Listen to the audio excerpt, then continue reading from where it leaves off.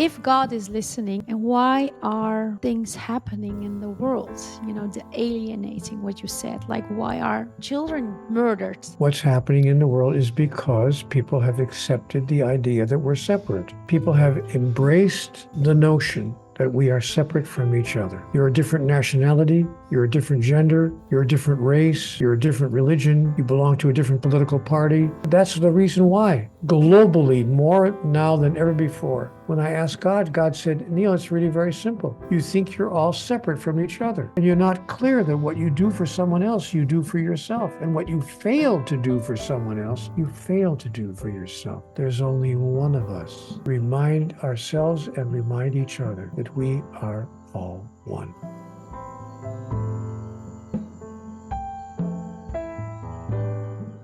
Can we start with a 30-second of short meditation, Neale, that I will guide you through? Are you okay with that? You can do your meditation. Okay. Put your attention on the area of your heart. You can decide to close your eyes or keep them open. Feel your breath going in and out of your chest area. Inhale for 5, exhale for 5, or whatever rhythm is comfortable for you.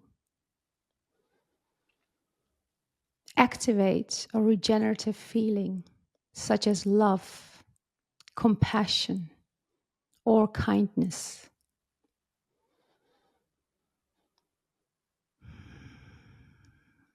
Radiate that energy first to you, then to everyone that you want to radiate it to for only 30 seconds.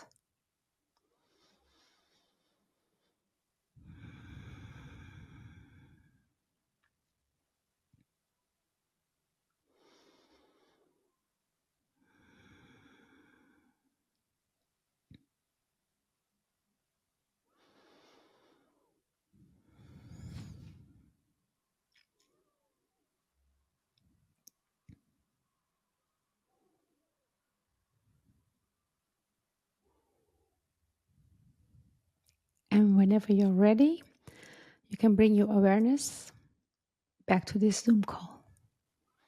Back to here, back to now. And maybe back to God.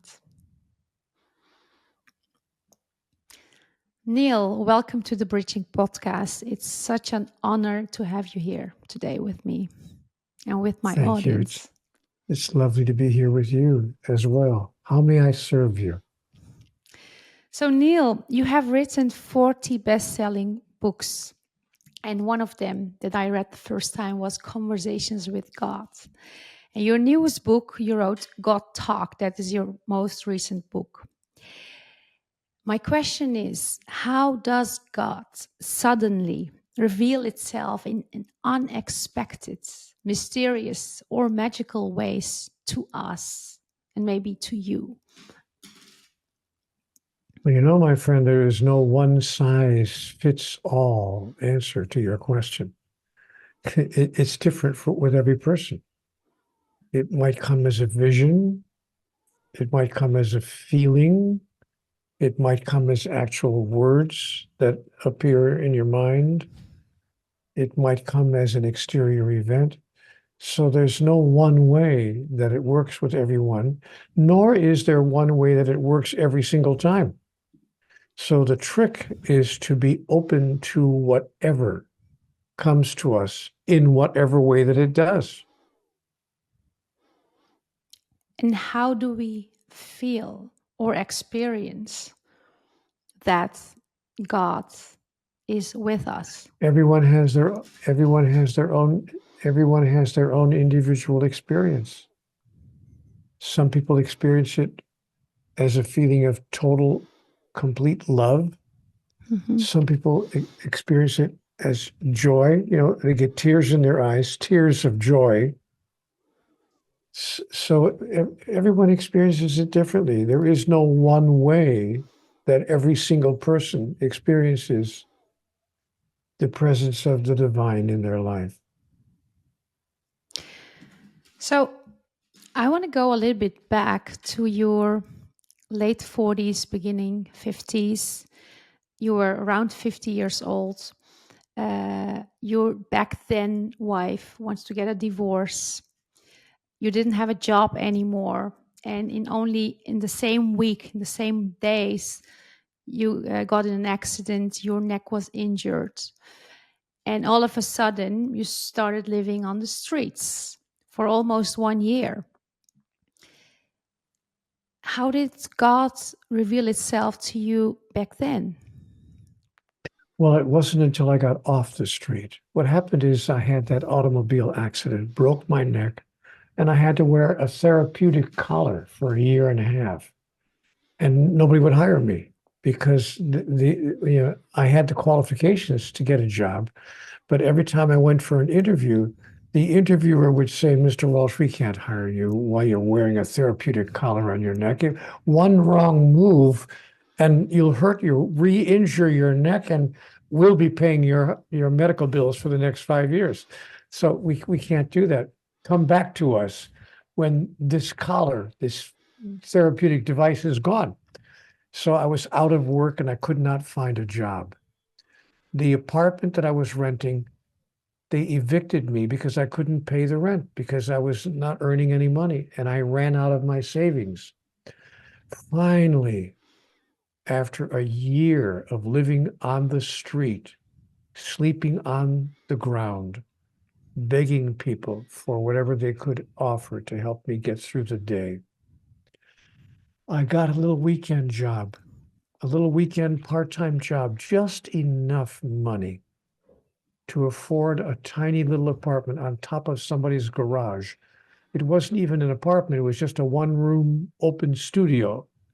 But at least I was out of the weather, and it had its own bathroom, and I could live a reasonably normal life.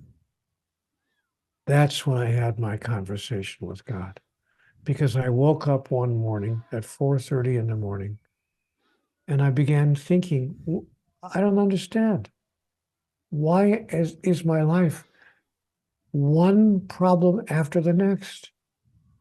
One difficulty after the next. What am I doing wrong? What have I done to deserve a life of such continuing trouble? And I saw a tablet, a yellow legal pad on the coffee table. And so I wrote a letter just to get my feelings out. I wrote an angry letter to God. Dear God, I wrote, what does it take to make life work? And I remember writing, tell me the rules. I will play the game of life. Just tell me the rules. And don't change them every time you turn around, because my experience of life has been that the rules of life were changing every other week, depending on the circumstance, depending on the situation, depending on what religion you belong to, depending on what political party you belong to, depending on what nationality you belong to. Everything was, nothing was ever the same. So I wrote this angry letter to God. That's when I began hearing answers in my mind. And so I took down the answers that I was hearing. And I heard a voice in my mind saying to me, Neale, do you really want answers to all of these questions? Or are you just venting, just getting it out? And I wrote down, yeah, I am venting, but if you have answers, I'd sure as hell like to know what they are. Yeah. And God said to me, you are sure as hell about a lot of things, but wouldn't you rather be sure as heaven?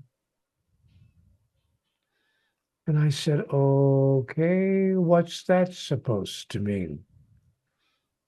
And then I got answers to all the questions that I was asking. The reason that we're living, our true identity, who we really are, what happens after we die, why do we have to have such difficulties and challenges in our life? All the questions that I was asking. And so I wrote down the answers because I wanted to remember what I was hearing. I didn't want to forget. I wasn't trying to write a book. I never dreamt. that anyone else would ever see. This was a very personal, sacred experience at 4:20 in the morning. I never thought anyone would ever see this. But somewhere in the middle of this conversation, I was told, you will make of this one day a book, and it will be accessed by many people. And I thought, no, no publisher's going to put out a book because a guy says, hey, I'm talking to God. Nobody's going to do that. But I sent it to a publisher. I sent my notes. I've Xeroxed, copied my handwritten notes, and simply sent them to a publisher. My questions, the answers I got, my next question, the next answer, question, answer, question, answer. It was just a dialogue, really, just a dialogue. But I sent it to a publisher. They published it. I wouldn't believe it, but they actually published this dialogue just the way I experienced it. Question, answer, question, answer. They put the book out. And I thought, nobody's going to want this book. Nobody's going to obtain this book. Who's going to want to get a book because a guy says, some guy in Oregon in the United States says he's talking to God? Come on. It's not going to sell 500 copies. Yeah. And I was right. I was right. It did not sell 500 copies. It sold 5 million in 37 languages. It wound up being published all over the world. I couldn't believe it. I couldn't believe it. Meanwhile, I'm continuing to have the conversation. I'm continuing to have the experience. It's going on. So ultimately, several books in the Conversations with God series were published. That's my story, and I'm sticking to it. So Neale, I am curious to this actually. You said like at 4:20, you started asking questions, you started getting answers, question answers. And one thing when you were listening to God, one thing was, hey, you will publish this book, you will publish the writings. But on the other side, you said like, but I said, hey, but that's not going to happen. That's not going to happen. How, like in general in life, we constantly have signs. We hear things. We can feel things like which direction we should go, what the next step could be, and there is this feeling, at least when I experience, when it is really coming from my heart, I feel it. It's still maybe not visible in the 3D world, if I might say 3D. But then there is this other voice that is saying, oh, no, you shouldn't do that. That's not going to work. Or no one is going to buy your book, or no one is going to hire you for this task. How do you distinguish between when you feel God is talking, when you feel it's actually the other voice that is maybe limiting you from taking actions, that is saying, yeah, but this book is not going to sell, while you actually sold 5 million copies? My experience has been that God's voice is always the voice that speaks with joy, freedom, no limitation, and pure love. God's voice never speaks with fear, apprehension, uncertainty, negativity of any kind.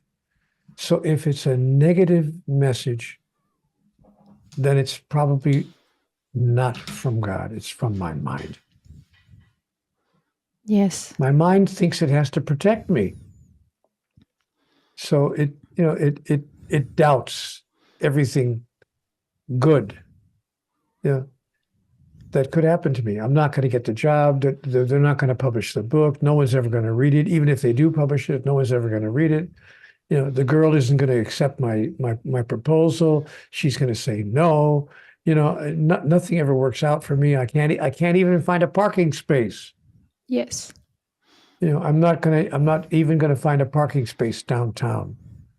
So those are negative thoughts, and my mind is always protecting me, trying to make sure that I can survive. But God is not concerned with my survival, because God knows that I will always survive. Even if this physical body dies, my soul will live forever. So death is just a change of address, but I don't cease to exist. So God's messages are always messages of joy, freedom, positivity, and love, pure love. So would you say That's how that I know the difference. that's, the difference, pure love, joy, no limitations. Freedom, total freedom. Yeah. So would you say actually that you shifted from survival mode to maybe creation mode? Like, living in the streets, losing the job. That's a wonderful way to put it. That's exactly what happened in my life. Those are wonderful words, a nice way to put it. From survival to creation. That's exactly what happened. What was that pivotal point, Neale, that you decided? But I believe personally, that's my personal perception, that you decide everything eventually. You decide to do it or not do it, but you always decide. How did you decide to start letting God speak through you? Well, when I realized that the first thoughts that I was receiving were so insightful, so brilliant, filled with wisdom and filled with love, filled with compassion, I simply wanted more, more, more. So I decided to continue the conversation. I thought, okay, whatever's happening, maybe I'm making it all up. Maybe I'm just imagining everything, but I don't care. I want more of what I'm experiencing. So I let myself continue to ask questions and continue to take down whatever answers that I was receiving. I often describe my experiences like a secretary taking dictation. I was taking somebody else's dictation and just writing it down as fast as I could, writing it down by hand as I was receiving the thoughts. But I made the decision very early in the exchange because I wanted more. I wanted to hear more. Every time I got an answer, of course, it brought up other questions. So I would ask the next question, get the next answer, ask the next question, get the next answer. And this went on for a long time. You also said please keep going. I was just going to say I wound up with 3,000 pages of printed pages in 9 books. Because I didn't want to stop the conversation. Yeah. Do you still write nowadays, like in your journal or every single day in the morning, about asking the question and getting an answer on whatever questions you have? Once in a while. I don't do it I won't lie and say that yes, every single morning, every single day. No, I don't do that anymore because frankly, in the 3,000 pages that I did copy down, I've received answers to almost every question I could think of to ask. So I don't have any more important questions to ask. I might have silly questions, what should I have for dinner? Or am I on the right diet? Or, what should I do tomorrow? But, those aren't important questions. The important questions are answered in the 9, answered for me at least, Yeah. in the 9 Conversations with God dialogue books. So, if people would also ask the questions, get an answer, usually when we truly, truly connect to whatever you want to call it, higher power, God, your heart, intuition, nothing, everything, whatever. For me, it's a label at least. We get the answers. We kind of really know. We just know it. Yet I feel like the next step of that is really following through that knowing. So, based on your experience writing these 3,000 pages, how often do you find yourself actually practicing the answers that you got? Is that always like that? Or do you have some days, some moments that you kind of get out of that consciousness? How does it Yes, work? Because, it might be for some audience, people might think, okay, Neale wrote this book. He knows the answers. He's living through all these answers every day, every single minute. They might think that, but how is that and maybe it is like that. I don't know. What is your experience?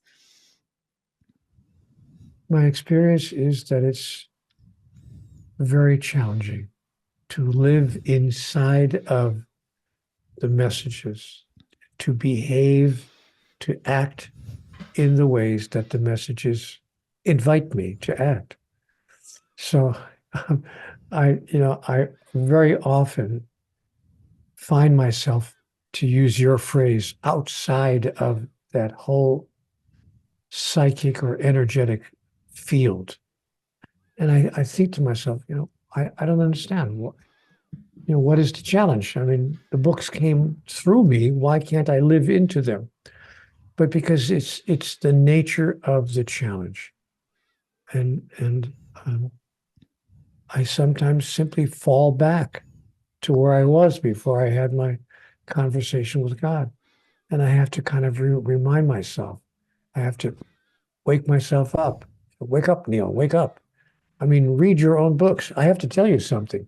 My children, I have 9 children. They're all adults now.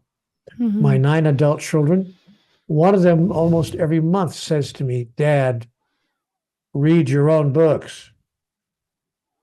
They advise me to read my own books, the books that came through me, that I did not write, but that I Yeah. just took dictation. Yeah. So, I find myself having to do that. I find myself picking up one of the Conversations with God books and rereading a chapter here, a chapter there, to remind me of what it is that I'm doing here and how to get it accomplished. By the way, what I'm doing here has nothing to do with my career. It's not about my job or anything that I'm doing in my body. I'm here serving the agenda of my soul, which is to demonstrate my true identity. And my true identity, as I understand it, all of us are individuations of the divine. Each of us has been given, I'm told, the power within to express and to experience divinity itself, kindness, compassion, generosity, understanding, forgiveness, clarity, wisdom, and pure love. And we came to the physical realm to express and to experience those aspects of who we really are. And when we do, when that becomes our agenda, everything else falls into place. We get Yeah. the job, we get the girl, we get the guy, we get the house, we get, whatever it is we're trying to, we get the beautiful children, we get whatever we thought we were trying to do when we came here. But those things fall in on us automatically. And you know what? I have to tell you something, my friend. Somebody else told us all this years ago, 2,000 years ago. There was a man walking around the planet 2,000 years ago, and he put it in one sentence. He said, "Seek ye first the kingdom of heaven, and all these things will be added unto you." Mm-hmm. It's really quite simple. So it changed my whole life, because until I had those conversations, I was all about my career, all about my relationship. I was paying attention to everything having to do with my body. And, was I earning enough money? Did I have the right car in the driveway? Whatever, the house, are there enough rooms in the house? Do I need to get a bigger house? Blah, blah, blah, blah. It was all about my physical life.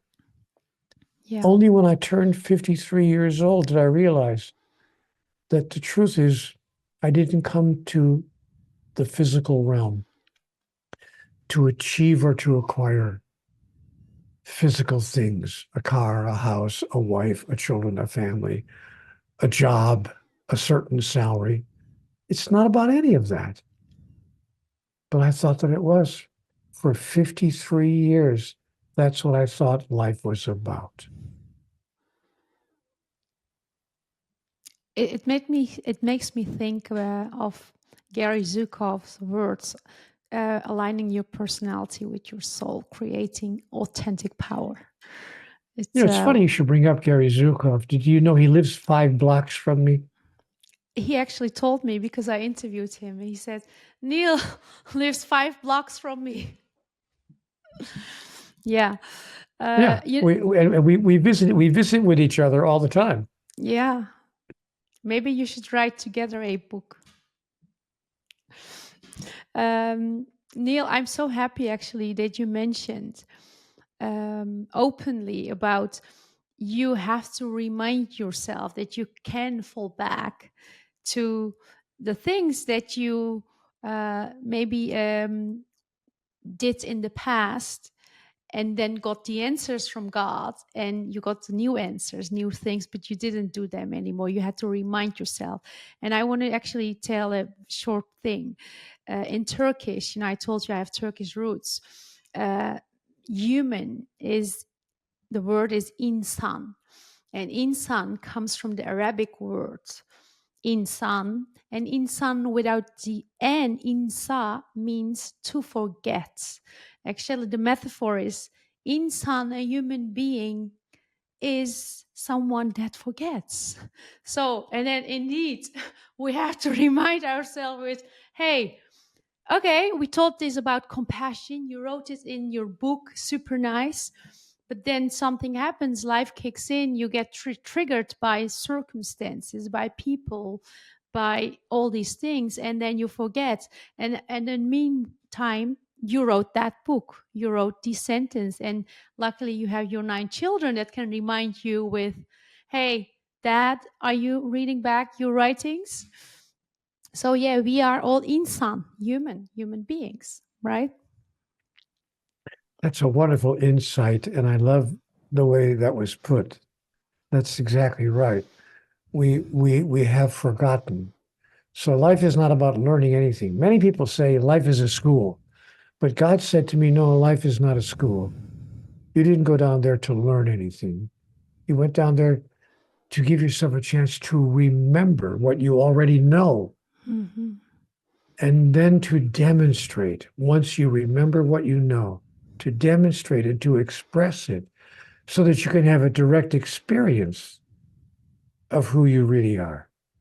And people who have that experience can sometimes change the world. Yeah. They certainly can change the lives of those people around them. Because also energetically, right? Like if my energy changes, or like if my thoughts are changing, my beliefs are changing, my behavior, and ultimately my experience in life is changing. And then the people around me, they see she's different, and they're also changing ultimately. Not like it's not a direct thing like ABC, but it's happening because energetically you're also drawing people to you in that energy.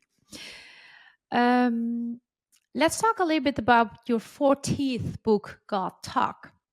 So the newest recent book. Three questions in one, actually.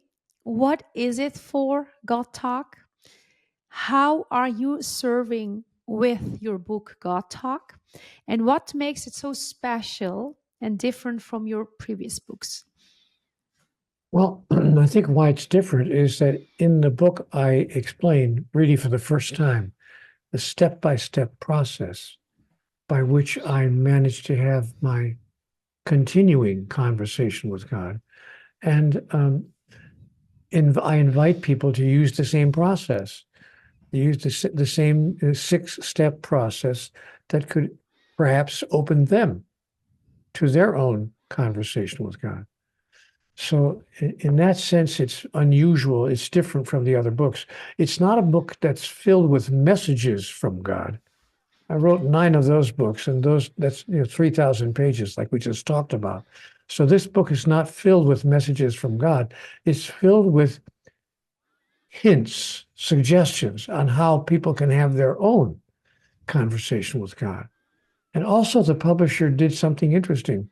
The publishing company invited people, other people on the internet. They went on the internet and they said to the public, to the general public, if any of you have ever had an experience of divine intervention in your life, an experience of God coming into your life with a message or with an idea,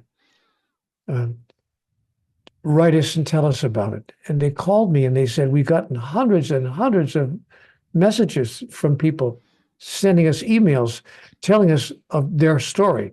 So they picked out 8 or 9 of the most compelling stories and put those in the book, GodTalk, because they wanted to demonstrate to the reader that it's not just about one guy. It's not just about this guy in Oregon who claims that God is talking to him.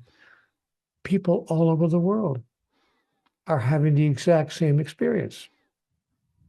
Some people simply call it something else. They may not say, I'm having a conversation with God. They may say it's women's intuition or a psychic hit or, it's a moment of sudden awareness, so they have different words they use to describe the same experience where information is coming to them from deep within them. They're calling it forth from the wisdom that resides within all of us. So the book becomes fascinating because it includes my experience and the experience of these other people from all over the world. Yes. Who are describing their own experience of intervention with the divine. Can you share a story of one of the persons that are in the book that share their experience with the conversation with God? Well, there was a scientist whose conversation with the presence of God dramatically changed his life. I don't want to reveal the whole story because there's no point in reading the book then. But the one of the stories I love most is a lady whose 6-year-old daughter actually gave her a clue as to what she could do to solve some of her problems. She was just walking around the house, just talking about, oh my gosh, this, that, or the other, just complaining out loud to no one in particular. But the 6-year-old child said, Mommy, why don't you call? And the 6-year-old child told her mom to call this person that the 6-year-old child had heard about that was a counselor. It turned out to be a counselor.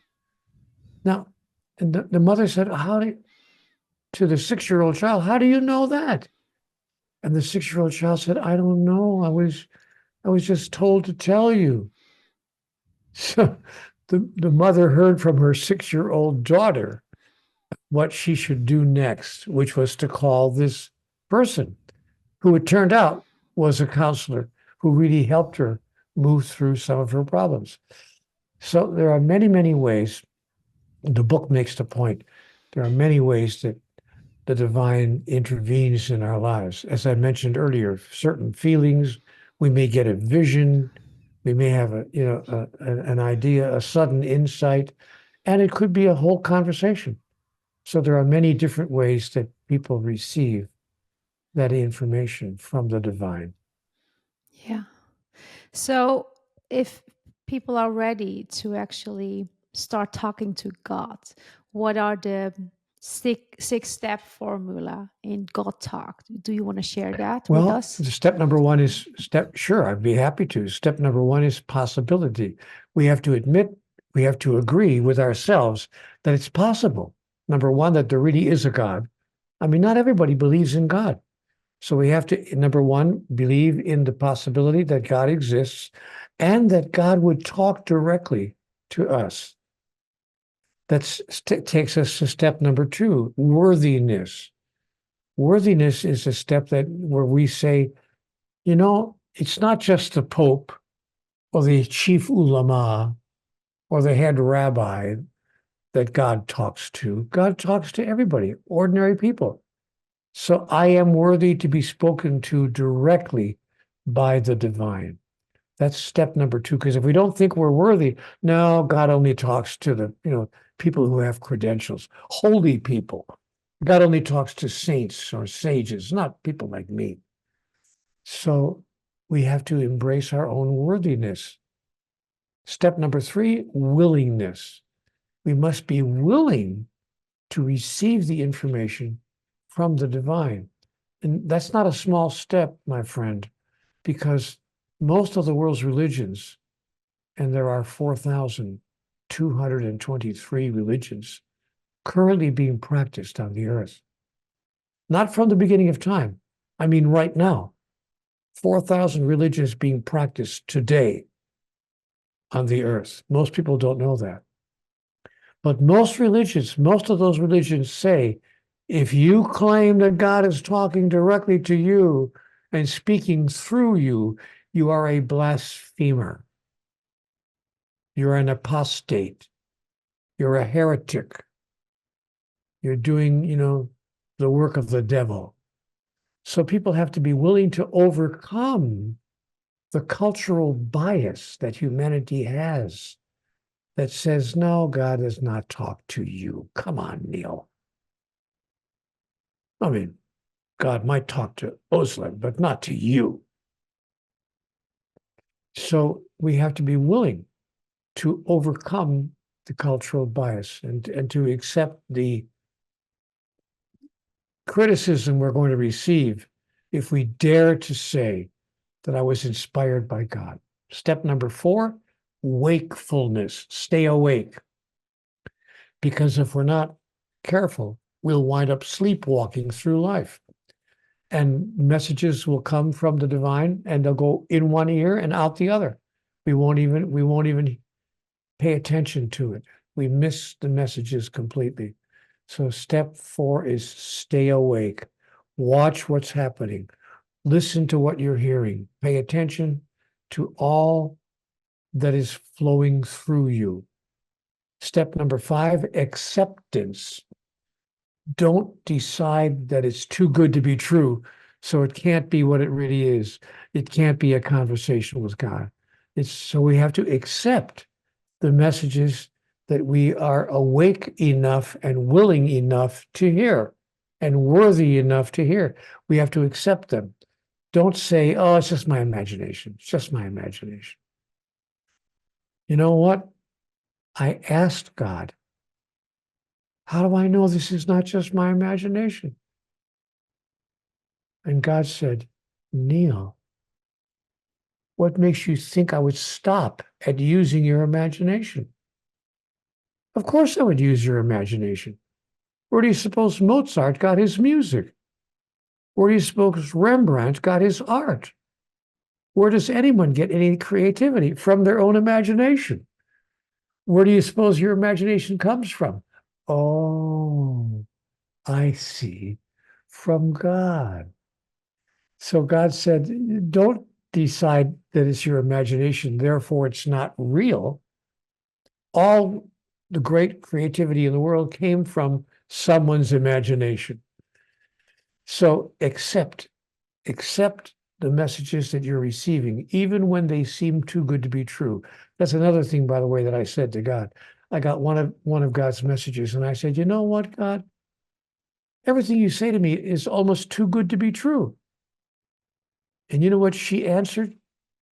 God said to me, sweetheart, if God can't be too good to be true, who can? Of course it's going to sound too good to be true. It's coming from God, filled with blessings and joy and freedom and the wonder of who you are, which takes us to step number 6, discernment. To be able to discern, to be able to tell the difference between messages from the divine and the messages we're receiving from the internet, from television, from movies, from all over from other people, from the earthly realm. So we have to be able to tell the difference. If the message we're getting is a message of fear, apprehension, negativity, limitation, it's not a message from God. But we have to be careful as well, because we don't want to call everything. The story that I like to tell is, I'm walking down the street and I'm going to my car, and I reach into my pocket to pull out my car keys. And as I'm taking the keys out of my pocket, some paper money comes out with it and accidentally falls on the sidewalk. And I say to myself, it's a sign. It's a sign from God. I'm supposed to take all of my money and throw it on the sidewalk. Discernment. It was an accident. It's not a sign from God that you're supposed to throw all of your money on the sidewalk. It's just something that happened. So we have to use discernment to allow ourselves to know the difference between life, talking to life through the process of life itself, and things that just happen. So those are the 6 steps, and I explained them in much more detail, of course, in the book than I could do here. But in the book, we go through all those 6 steps, hopefully helping people to move closer to having their own interaction with the divine. Yeah. So, possibility, worthiness, willingness, wakefulness, acceptance, and discernment. And actually, the first step you explained, possibility. I want to just actually pause there for a moment and ask a question about it. Like, I feel myself very fortunate that I grew up with parents that came from Turkey to the Netherlands, to live a better life in their own ways, whatever that better life was. And I remember especially my dad saying, we came to the Netherlands and there are always possibilities here. It's unlimited. And I kind of grew up with that. So I believe in it. There are always possibilities with anything. Oh, we want to do this, or we don't want to do this. Let's figure out a way. That's how I grew up. Yet, I think, it will be such a, I'm trying to find the right word, such a shame if someone does not believe in possibility, you will miss out of reading GodTalk. So how do we tap into that possibility? How do we start believing? Maybe, step 0, start believing in that possibility, because there is. I know it, I've experienced it, and I would love that my audience and people around us, when they feel stuck in any limitation, from believing to knowing that there are always possibilities. I think for me, the first step is letting go of our expectations, letting go of our requirements. When I don't require certain things to occur, when I don't require particular outcomes in order to be happy, when I'm willing to try anything, even trying having my own conversation with God or try anything else. When I'm willing to try and I don't require a certain result in order to be happy, then I can open myself to the possibility. But if I require a certain thing to happen, I'm going to play the lottery, but I'm going to buy the lottery ticket, but I'll never win $1 million. I'll never win $1 million. So what's the point? See, but if I don't require myself to win, if I just play the lottery just for the fun of it, just for the joy of it, just to see what will happen. So, the example that I use, we're all adults here, so I can use an adult example. The example that I use when I'm giving a talk with a crowd, I say, when you walk into the bedroom with your beloved partner and you both take off your clothes, do you require something to happen? Or are you willing for it to happen or not happen? Do you desire or do you require? Mm-hmm. I've learned that if I require something, not going to happen. But if I desire something, it could be a very interesting hour and a half. Yeah. So that's the difference between desire and require. And that's what opened, for me, that was the first step to opening myself to the possibility. You stay open to the possibility when you're not demanding a particular outcome. And that frees my spirit to say, you know what? Yeah, that could happen. Yeah. Letting go of an expected outcome or particular outcome. Yeah. What they say in America, let go and let God. Yes. Yeah. Let go and let God. Very nice one. So, talking with God, having conversations with God. How about talking about God with others? Do you think that's important? I think it's very important because if we don't talk with God, if we don't talk about God, then we're not going to have any kind of real impact in the world at large, in the world around us. I make a point in the book. I talk a lot about this in the book about let's talk about God at our dinner table, when we're out with friends, when we're at the office, at the water cooler at the office, when we're in the cafeteria, wherever. We should be talking more about God to each other, to share with each other our own reality that A, there is a God, B, God talks to everyone all the time, and C, if we listen to what God has to say, your life can change overnight. And here's the biggest message that God says. There's no such thing as separation. Nothing is separate from anything else. We are all one. Your fingers are not separate from your hand. They're individual. They each have different appearances and different functions, but they're not separate from your hand. We are all fingers on the hands of God, to use a metaphor. We're all one. We're all simply individual expressions of the self-same being. When we share that information with everyone whose life we touch, we begin to change the world. And boy, does the world need changing now. Yeah. All I see on the planet right now is the opposite. The opposite. Everyone thinks that we're separate from everyone else. Not only do I see separation, I see alienation. People are alienated from each other. People of different cultures, different religions, different races, different sexes, different ages, different nationalities. If you're different from me, you're not as good as I am. And we're alienating ourselves from each other.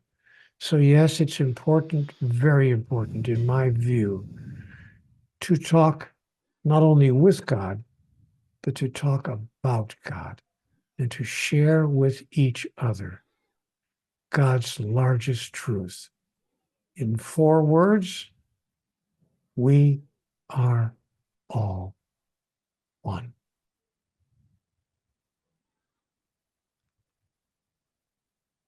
We are all one. I think I'm going to give the sample to you, 2 example. Years ago, I was living in Istanbul for 5 years, and then I used to visit a lot of mosques, old mosques. I really love the architecture. And in many mosques, they do not have any image of some prophets or any other people, but they have geometrical, symmetrical patterns. And I started drawing them because I loved it. And you draw a pattern by making different circles with only one compass, one pencil, and a ruler. So you make all circles, then you create the shape of a hexagon, and then you just put the dots together, you make lines, and then you have these beautiful symmetrical patterns. But in one of the books that I was studying about it, it said in the past they used it in a meditative form, because one little piece in that whole geometrical symmetrical pattern would not exist without the whole. And the whole thing, pattern, would not exist without that little dots. And that's the same with your eye would not exist without the whole universe. And the whole universe would not exist without your eye. We are all one. I love it. It's a wonderful explanation and a wonderful way to describe the ultimate truth of the reality. Thank you for sharing that. Yeah. So, Neale,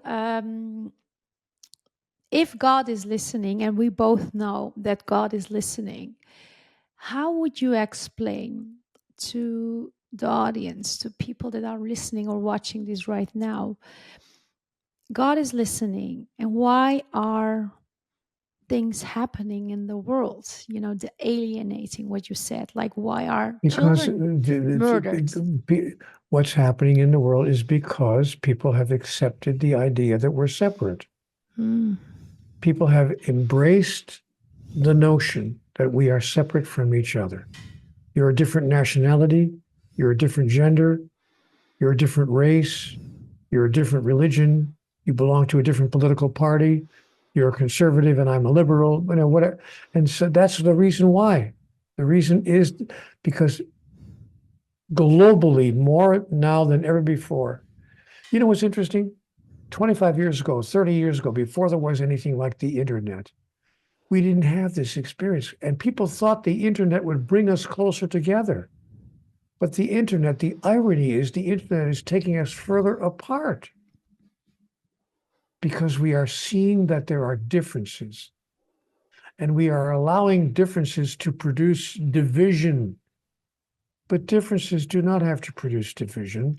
Contrast does not have to produce conflict. Individuation does not have to produce separation. But the answer to your question, why is the world the way it is? When I asked God, God said, Neale, it's really very simple. You think you're all separate from each other.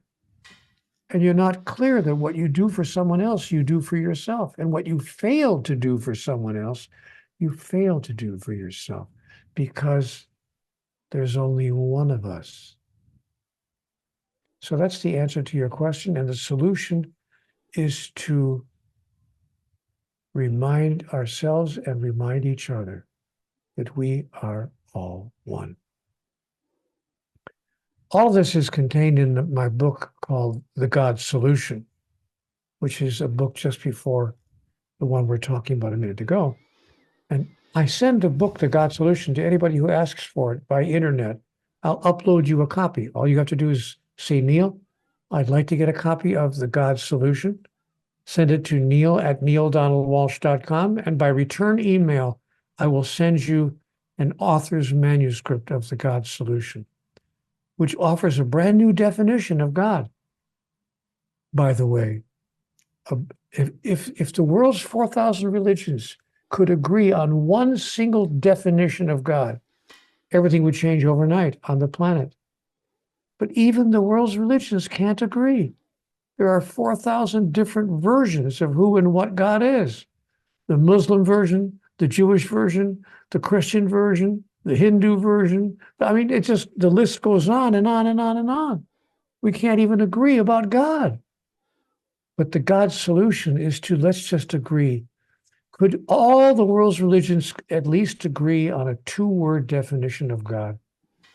What if we all decided that God is pure love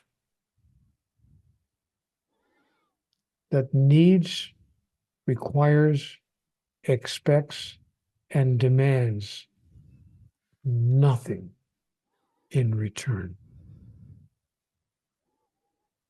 We can't even love the person on the pillow next to us that way.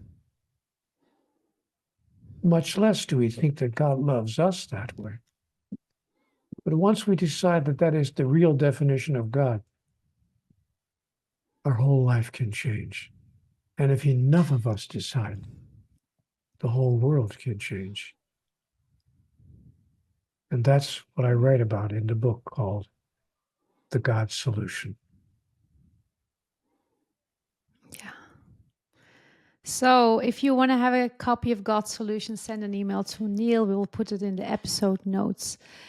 Neale, if they want to be in touch with you, get your book GodTalk, how do they find you? They can find me at CWG, which is Conversations with God, the initials, CWG. The CWGconnect.com. It's the way to stay connected. If the message of Conversations with God has proven to be beneficial to you, if you want to stay connected to Conversations with God and the messages, just send me a note, cwgconnect.com. cwgconnect.com. Neale, thank you so much for being here today. We are all one. I want to close it with that.